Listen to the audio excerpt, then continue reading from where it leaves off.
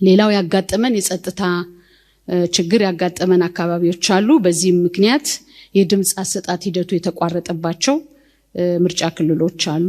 በኦሮሚያና በአማራ በተወሰኑ ምርጫ ክልሎች ከተጀመረ በኋላ በጸጥታ ችግር የተቋረጠባቸው አሉ። ሌላው የኔትወርክ ችግር በተለይም መረጃ እንግዲህ በስልክ ነው የምንሰበስበው። ስለዚህ የስልክ ግንኙነት የተቸገርንባቸው በዘልማምና በሰዳል ወደ ቤንሻንጉል ጉሙዝ በዛ አካባቢ። ሌላው ከዚሁ ጋራ በጣም የሚያሳዝንና ለቦርዱ ትልቅ ሀዘን የሆነው በነሞርና ኤኔር አንድ ምርጫ ክልል የምርጫ ክልል አስፈጻሚ የሎጂስቲክስ ክፍል ሰራተኛ የሆነ የቦርዱ አባል በጠዋት ተነስቶ የክትትል ስራ ለመስራት በሞተር ሳይክል ሲሄድ በደረሰበት አደጋ ህይወቱ አልፏል። ካጋጠሙን ችግሮች አንዱ በተለይም ከፍተኛ ቁጥር ያላቸው መራጮች ሰልፍ ላይ መሆን ያጋጠመን ትልቅ ችግር ነው። በዚህ አጋጣሚ በዚህ ችግር ብዙ ረጅም ሰዓት ሰልፍ ላይ የቆሙትን መራጮች ይቅርታ መጠየቅ ፈልጋለሁ። ያው የሲስተሙ አፈጻጸም ስለሆነ ወደ ምርጫ ክልል ከምርጫ ክልል ወደ ምርጫ ጣቢያ ተጓጉዘው በሁሉም ቦታ ላይ በትናንትናው ዕለት እስከ ምሽቱ 12 ሰዓት አካባቢ ድረስ ተጠናቀው በየምርጫ ጣቢያዎቹ ሁሉም ቁሳቁሶች እንዲደርሱ ተደርገዋል። የምርጫ ታዛቢዎች የተገኙባቸው የምርጫ ጣቢያ ብዛት ወደ 39723 የምርጫ ጣቢያዎች ታዛቢዎች ተገኝተውባቸዋል። ከፍተኛ ቁጥር ያላቸው መራጮች በመላ አገሪቱ ወጥተው ድምጻቸውን እየሰጡ መሆኑን እኛም ባለን የዴስክ ክትትል ማድረጊያ ዴስክ መረጃ እየተቀበልን እንገኛለን። በአማርኛ አልፋቤት እየተከተልን ከሀ እስከ ፐ ድረስ ስንዘረዝር በዛ መንገድ ነው የተዘጋጀው። ነገር ግን እንደ ማኑዋሉ ምዝገባ እያንዳንዱ መዝገብ አስቀድሞ የተሰጠው የገጽ ቁጥር የለውም። በሲስተም ስንመዘግብ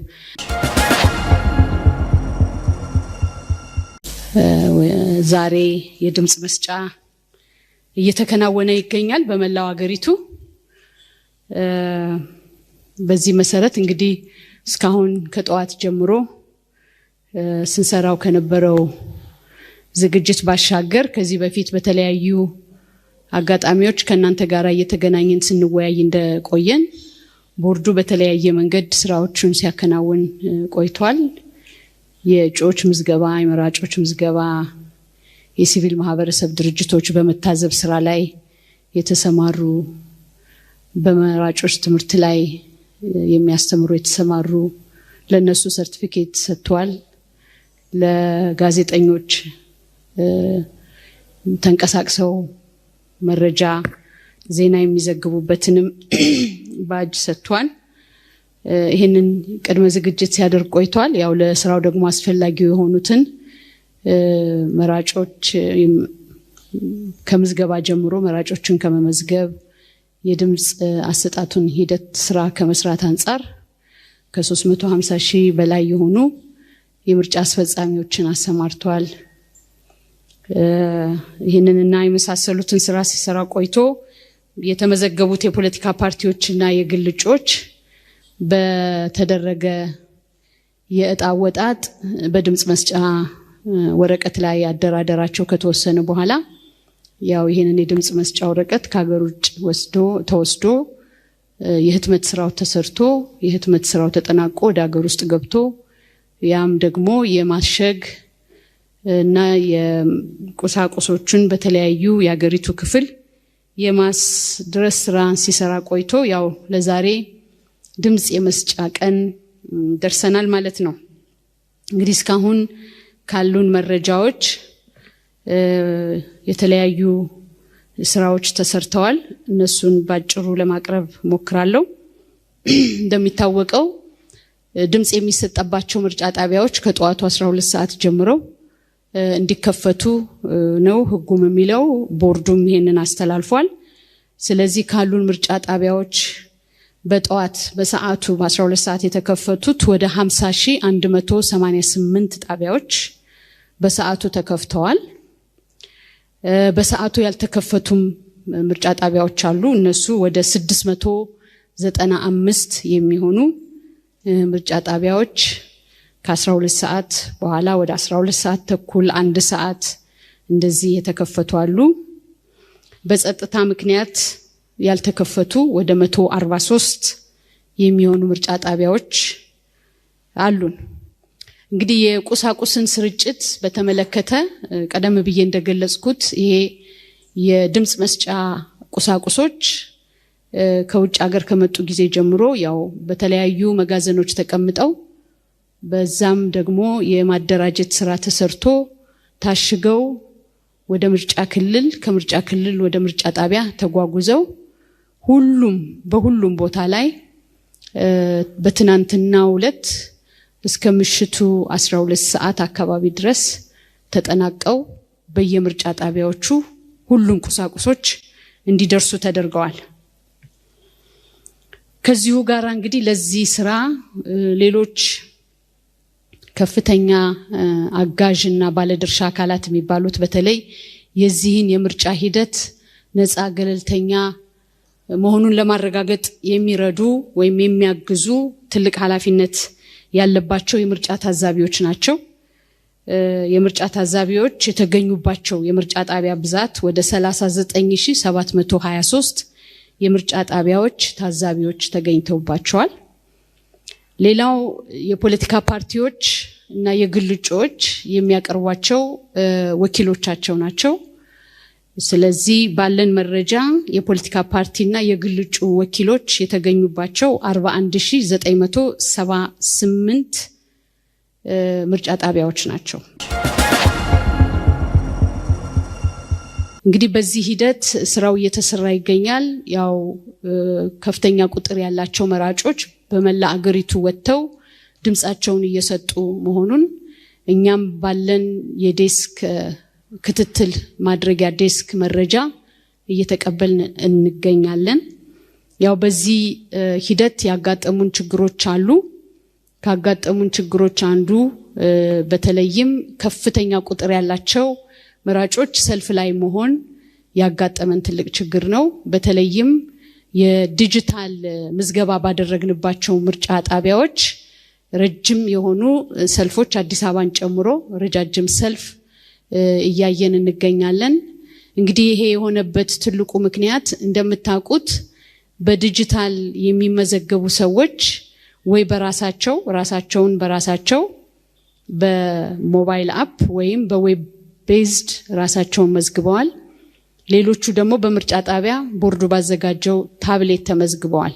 ስለዚህ ለአንድ ምርጫ ጣቢያ የሚመዘገብ ሰው በታብሌትም ሊመዘገብ ይችላል። ሌላው ሰው ደግሞ በሰልፍ ሬጅስትሬሽን በታብሌቱ ሊመዘገብ ይችላል። ስለዚህ የነዚህን ሰዎች ቅደም ተከተል የሚወስነው ራሱ ሲስተሙ ነው ቅደም ተከተላቸው።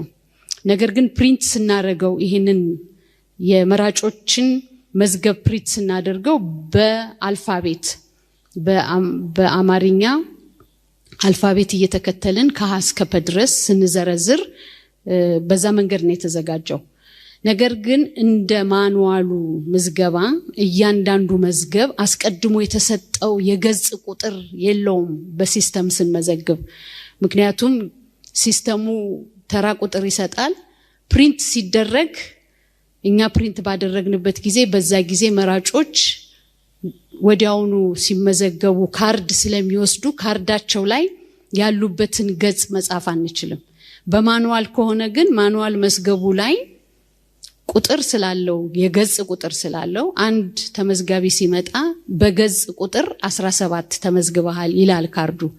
ለዲጂታሉ ግን እንደገለጽኩት ሲስተሙ ከመዘገበ በኋላ ካርድ ሲሰጣቸው ገጽ ቁጥር ስለማይኖረው ፕሪንት ሲደረግ የገጽ ቁጥሩን ማግኘት አይችሉም ተመዝጋቢዎች ማለት ነው። ስለዚህ አሁን ይሄንን ችግር አይተን ከስር መስመር ላይ ሰልፍ ላይ ያሉትን ሰዎች የተመዝጋቢዎችን ዳታ ይዘን እያጠሩ ስንተኛው ገጽ ላይ እንደሆኑ በካርዳቸው ጀርባ ላይ እየጻፉ የሚሰጡ ለማስተናገድ በፈጣን እንቅስቃሴ መሄድ የሚቻልበትን መንገድ እያመቻቸን ነው። በዚህ አጋጣሚ በዚህ ችግር ብዙ ረጅም ሰዓት ሰልፍ ላይ የቆሙትን መራጮች ይቅርታ መጠየቅ ፈልጋለሁ። ያው የሲስተሙ አፈጻጸም ስለሆነ ይሄ ደግሞ ያው በመራጮች መዝገብ በማኑዋል ባለመመዝገቡ አስቀድሞ የገጽ ቁጥር ለመያዝ ባለመቻሉ የተፈጠረ ነው። ግን በፍጥነት እየፈታን ለመሄድ እንሞክራለን ማለት ነው። ሌላው ያጋጠመን የጸጥታ ችግር ያጋጠመን አካባቢዎች አሉ። በዚህም ምክንያት የድምጽ አሰጣጥ ሂደቱ የተቋረጠባቸው ምርጫ ክልሎች አሉ። በቢሎኖፓ፣ በመራቺ፣ በቀርሳ፣ በነዚህ በኩታበር አካባቢ በኦሮሚያና በአማራ በተወሰኑ ምርጫ ክልሎች ከተጀመረ በኋላ በጸጥታ ችግር የተቋረጠባቸው አሉ።